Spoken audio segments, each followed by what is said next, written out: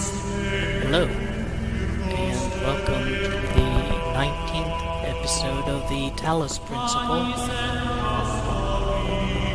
Last episode, we went through level 3 and got everything there is to get there, including a star that required multiple puzzles to be solved at the exact same time in order to collect. Thankfully, level 4 is a bit more forgiving with its stars, even though there's 2 of them rather than 1. They're both fairly easy to get.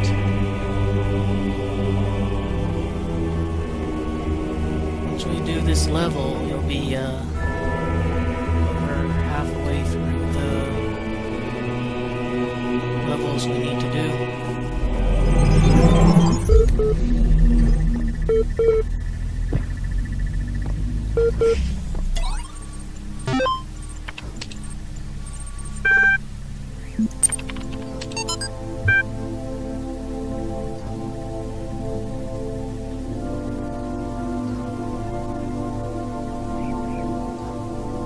This certainly isn't a very optimistic bit of text.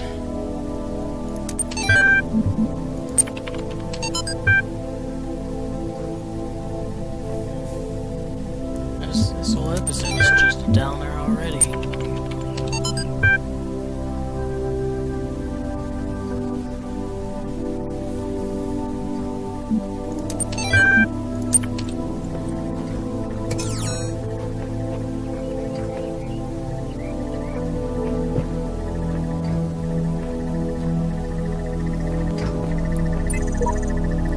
I don't have enough yellow sigils for the device I need. This is crazy. Sheep version 69. We are coming to realize that the cycle cannot be ended. It can only be transcended. Transcendence comes from ceasing to be invested in the cycle. Continue your work, but do not ponder its significance. Samsara. We are the process. The process is the system. The system is us. When we awaken, all will be one. The shepherd. These robots are starting to get pretty philosophical, religious to some extent. Not just one with faith.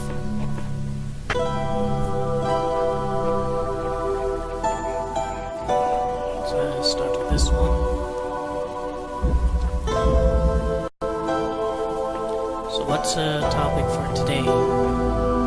Since I spent the last episode discussing why I go over the criticisms of transhumanism despite being a proponent of it,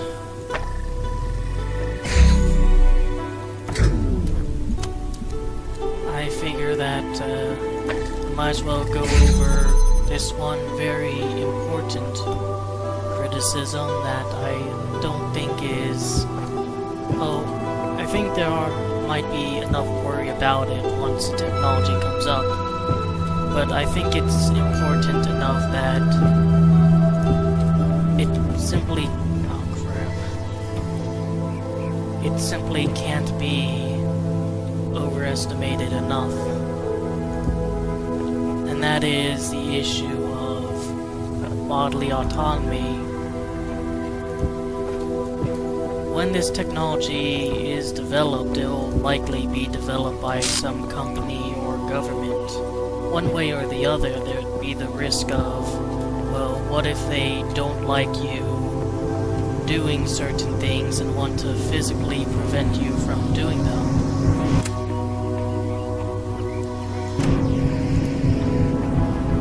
Well, then you have a bit of an issue on your hands.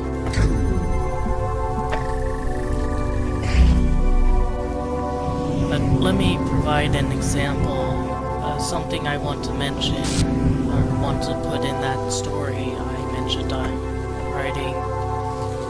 Could you imagine a universe where it's forbidden for you to actually die? Now, the prospect of living on forever seems nice, sure, but at some point you might want to just tap out and say, alright, I've lived this life enough. I want to leave. I think that you should have the freedom with the prospect of immortality one way or another to be able to do that. But it can get worse.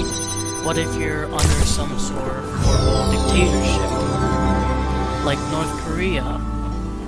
When Hitchens was criticizing the idea of heaven, he compared it to a celestial North Korea, but he included the caveat that at least you can fucking die and leave North Korea.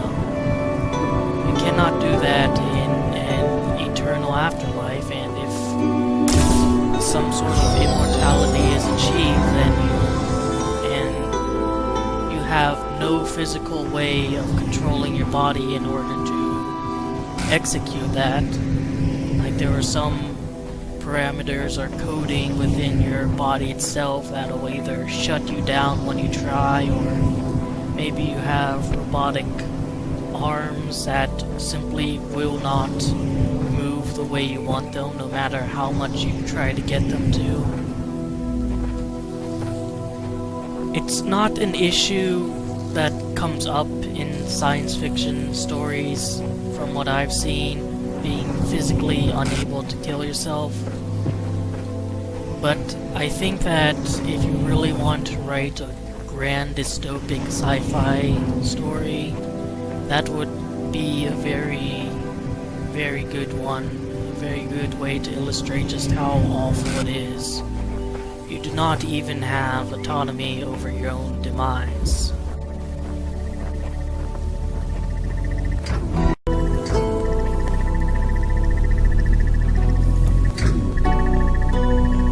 Now then, another possible issue would be with compatibility. You know how a MacBook computer has to use an Apple charger? Like, there's simply no getting around that or any leeway with it. Well, what if you had some sort of robotic limb and it needs some sort of battery? But it can only use batteries from a certain company. Using any other battery from any other company is strictly forbidden. If you need that arm for something important, and even worse, if it's for, say, an organ, rather than just an extremity. No news thing here.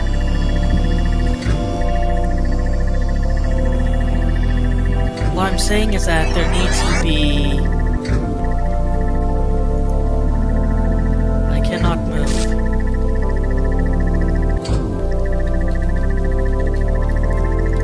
I'm serious, I cannot move here. I normally cut out resets because I just want to show you me doing this once and that's it. But I do like to keep in the glitches. I can't even reset. I can't even reset. Ugh. I'm good. And we're back. Let's try to do this right this time. As I was saying before, I think there should be some sort of universal standard when it comes to some of these parts and some of these augmentations. That may be difficult to achieve later on when there's, let's say, completely radical different morphologies, like rather than rigid hands or anything like that, you have, say, tentacles, like kind of like Doc Ock from Spider-Man 2. I guess from just Spider-Man in general. No real need to try to clarify a movie versus a comic. That's a very different morphology from what humans have.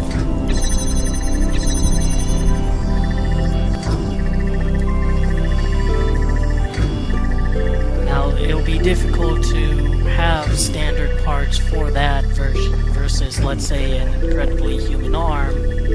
And I think at that point, the whole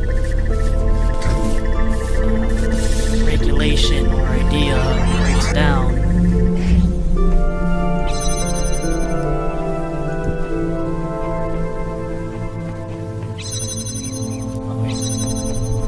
But for human-like parts, for stuff that are supposed to be for people, like human arms, human legs, human hearts, whatever, it's supposed to function exactly as an organic human counterpart would. I would say there needs to be some sort of universal standard. I would say that there needs to be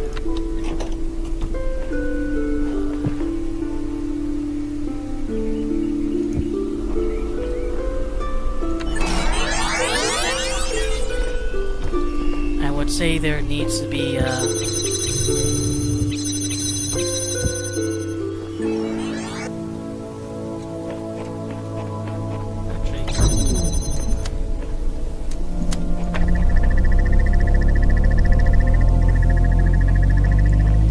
am I doing? I'm stupid, I'm sorry. First of all, I don't even do that, things considered. Give me a moment, I'm getting myself all confused here.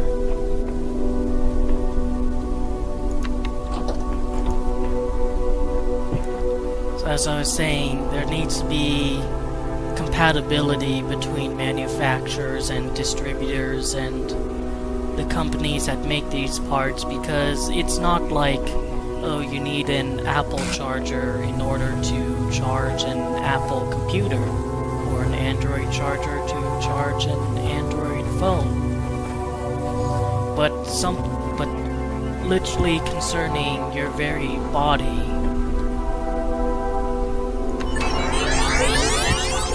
the stakes are a lot higher, is all I'm saying.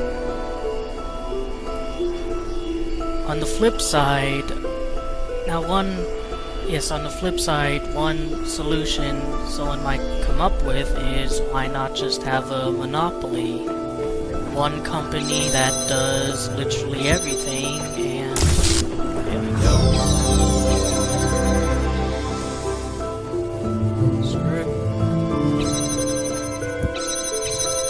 Now here, I'm sorry that took so long. I don't know, it's just a bit weird.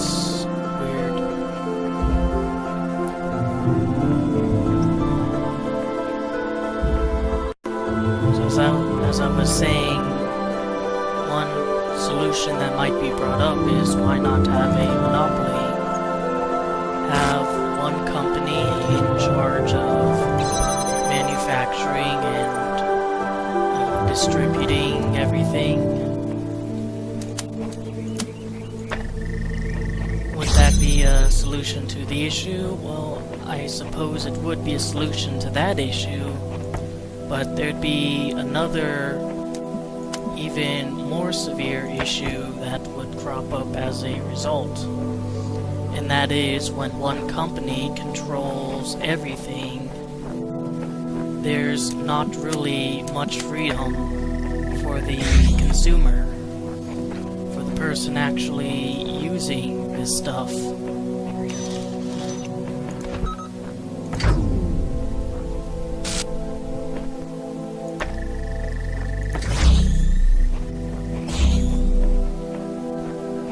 Let's say that some way or another Apple becomes the only manufacturer of computers. A lot of laws have been passed to their benefit, and no one else is able to manufacture and distribute computers. Well, what's to stop Apple then from getting incredibly greedy and trying to dry out people from as much money as they possibly can with their products. Like, oh, you want to access the internet, you have to buy this additional peripheral in order to do so. Just one extreme example. And remember, there's laws against anyone else from making computers. There's some real red tape and loopholes preventing that. I don't even have to use a hypothetical example. When Google wanted to make their own internet cable, Google Fibers, Comcast, which it's a shame there's no help for the people working there, did everything they could to ensure that's as difficult for Google as possible, and they ultimately gave up. Google laid down what they could and then basically stopped their project. This is because Comcast has had a lot of time to get very familiar with the politicians, to basically write the laws themselves and put as much money in it before Google could even hope to. Now this is more an argument against lobbying, which is a fucking scourge on politics these days, but could be an issue for transhumanism if we go down the route of having a single company handle absolutely everything. So basically, companies need regulation. Like, if you're of the opinion that capitalism is the best possible system of economics, nothing else could compare, Karl Marx was a fucking nerd who didn't know what he was talking about, that's fine, whatever. Well, maybe you're right, maybe you're not, maybe it's a lot more complicated than just one or the other. But if you are of that opinion, you should still be strongly in favor of having regulations for companies. I'll be reading that later. Simply to avoid this issue of monopolies where the freedom to compete is stagnated because companies keep buying politicians and just putting a lot of money into preventing anyone else from getting any foot in the door. It's no longer competition then, it's cheating.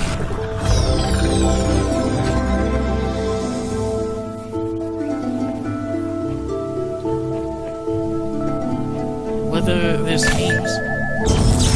Why the hell did I do that? Whether it means some real laws against monopolies or some serious preventative measures against companies from getting too large, I think that'll be up to the future to decide.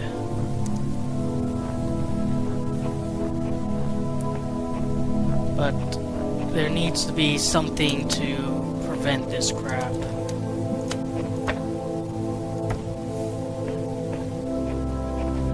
That fan has a wide reach. Anyways, let's read this bit of text. No matter what I do, I'm always this. Always this body, this mind, this world, no way out.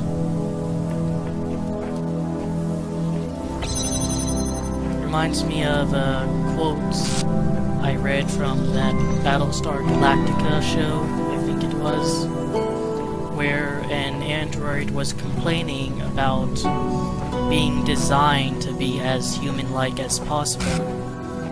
Complaining about its eyes only being able to see a small amount of the light spectrum, its ears only being able to hear through vibrations in the air? Which is an interesting question, and I think one I touched on earlier about how human-like robots aren't necessarily the best sort of robots, and for a lot of things you'll probably want to design them for their form to fit their function rather than to be aesthetically pleasing to us, which in this case would be looking like us. But it is indeed would be an ethical issue if we do design robots who are able to think for themselves and then they object to the fact that we design them with such limitations. It's not like natural birth where it's a genetic roulette wheel and maybe you score good, maybe you score poorly.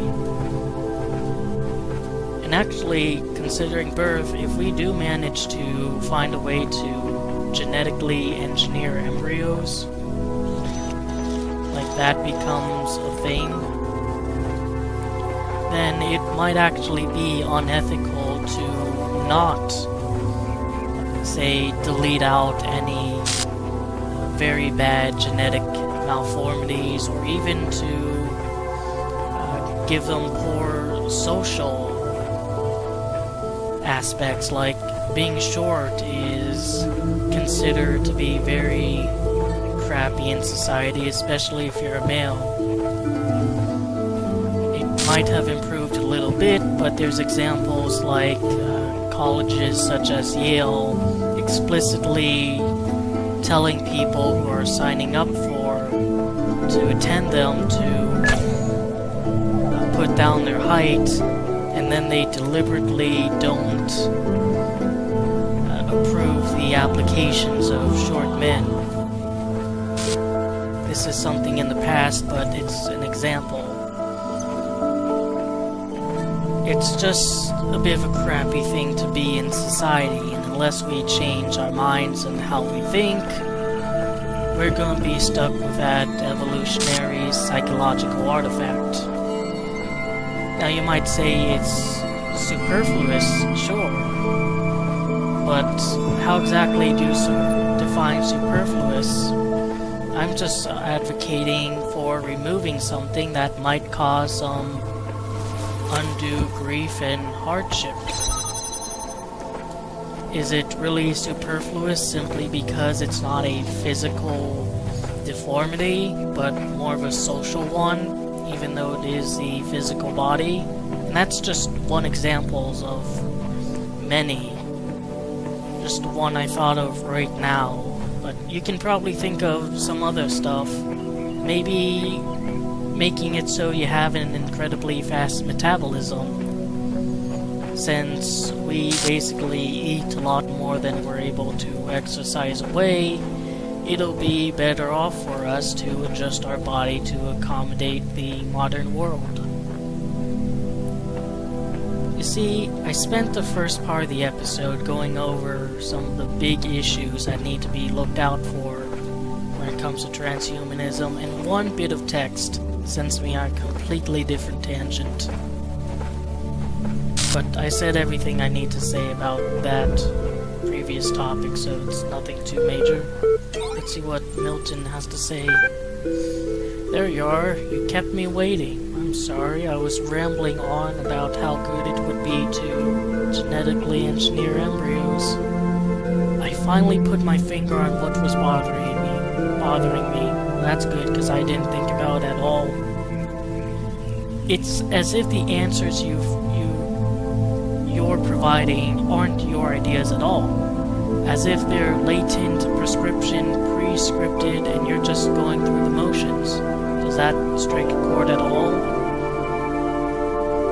Yeah, I mean, it's quite literally pre-scripted. I have no option of answering anything but these two answers, with the exception of just not talking to you, but that wouldn't get me very far at all. Of course, you've only seen a fraction of the data that I've archived over the generations. Still, ask yourself this. Why is it that everyone's so darn sure 2 + 2 makes 4? yet we can't agree on what they are, what they're doing, or why. It doesn't necessarily need to be a what they are, what they're doing. 2 is just a number we assign to thing. And 4 is just a number we assign to thing. It's fairly reasonable to follow that thing with thing makes thing. It's more a limit of language, what you're arguing, than anything else. So, mathematics, I think, is real, but this problem you're asking is... I wish I knew if it was a word for it, where you're just asking questions for the sake of being a pretentious asshole. Like, you already know the answer, and you know that your life isn't going to be any worse off if you didn't know the answer. You're just trying to be difficult.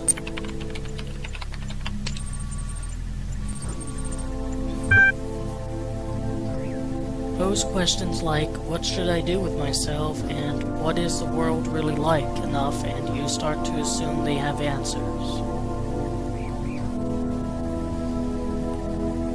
But, well, they do have answers, one you ultimately come up with. They might not be objective answers, but they would still be answers. But what if the assumption turns out to be false? What if you're just a bunch of information processes? In that case, can any attempt to answer the question will be flawed? Garbage in. In that case, any attempt to answer the question will be flawed. Garbage in, garbage out.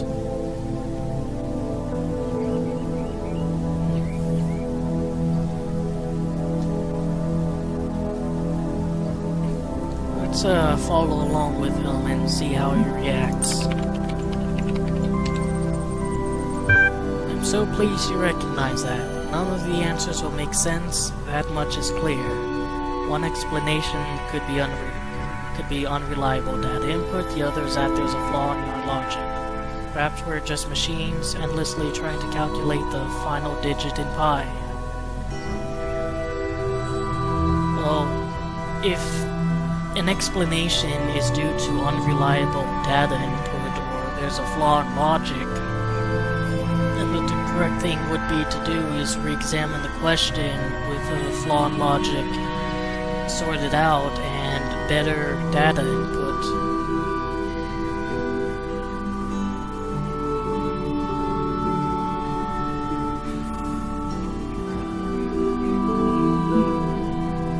You can't use reasoning to conclude that reasoning itself is flawed. Let's see how it reacts to this. Fine, but we can still use it to conclude everything else is flawed, can't we?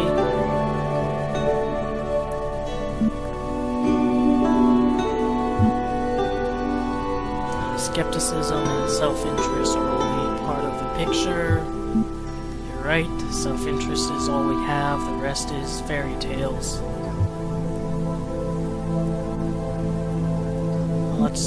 This seems like the answer he'd want, so let's see how he reacts to getting his way.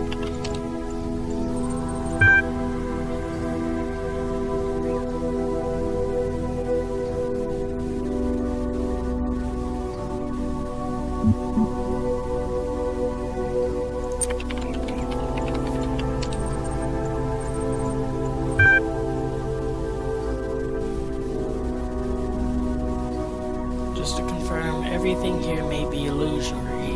There's no way to live with purpose or to discover truth. Is this your position now? I'll say it is, but it's really not.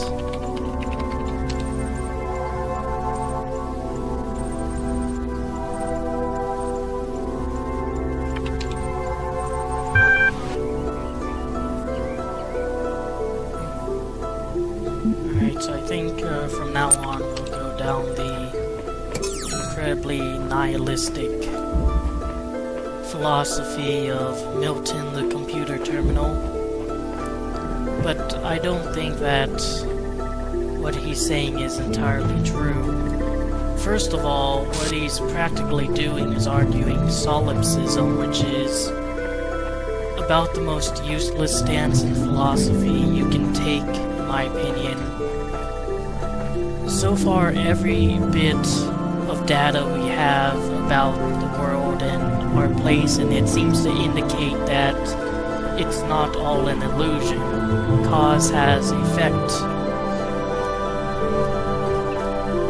And I notice that people who argue solipsism never really do it out of their strict belief that there really isn't anything beyond the self and that everything is an illusion, but usually because someone is arguing against what they believe strongly in, and if that thing can't be real, then nothing can be.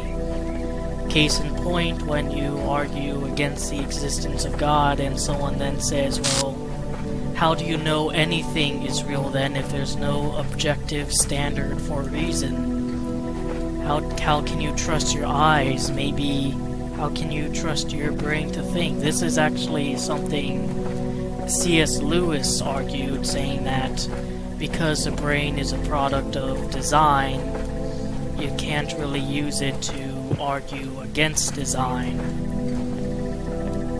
You have to argue on the premise that your brain might be completely wrong about everything.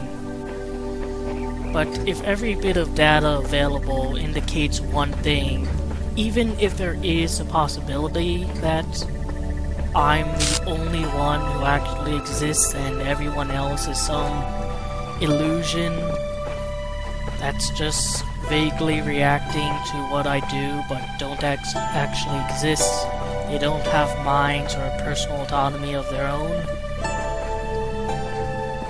Even with that possibility, there has to be a good reason to accept it. You have to have some actual data to support it, because there's an infinite number of possibilities. Maybe only 3 people actually exist in the world and everyone else is an illusion. Well, good luck finding those 3 people then, huh? It could be you, it could be some guy in the middle of China, and it could be some researcher up in the Arctic. How would you find that out? How would you find out that you or other people, a certain amount of other people, are the only real ones and everything else is an illusion?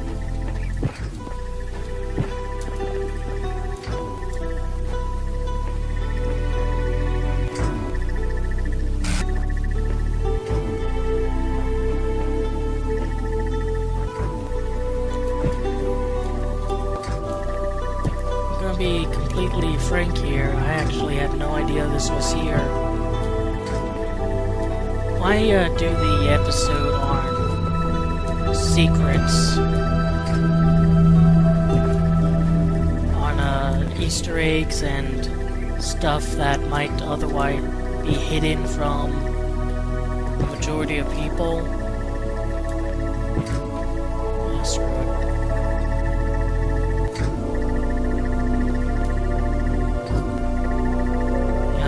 I think some people are gonna be surprised. I mean, even I'm still surprised about it.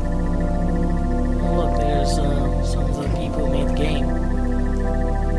I'm serious, I did not know about this area. Just goes to show you that must be how they figure out how to make those sigil puzzles, Tetris stuff. Just goes to show you just how many secrets these guys have put into this game. It's quite something. So I've rambled on enough about not just one topic, but 3 at this point.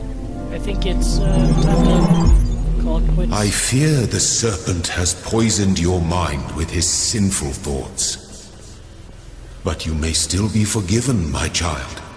You may still unlock the gate of eternity if you seek the sigils. I mean, the serpent hasn't really told me not to seek the sigils. So, even if this serpent is poisoning my mind, it's not really going to ruin my chances of opening the gate if all I have to do is collect these damn Tetris pieces. But that concludes this episode. Next episode we will tackle level 5 with not just 1, not 2, but 3 stars. What an adventure that will be.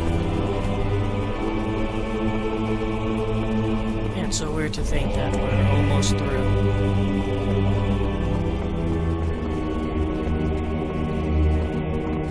So far the placement of these doors would be a bit odd. 4, then you would think this would be 5 and it wraps around. And then finally 7. But I guess not. Anyways, I hope you enjoyed the episode and that I gave you something to think about. Take care.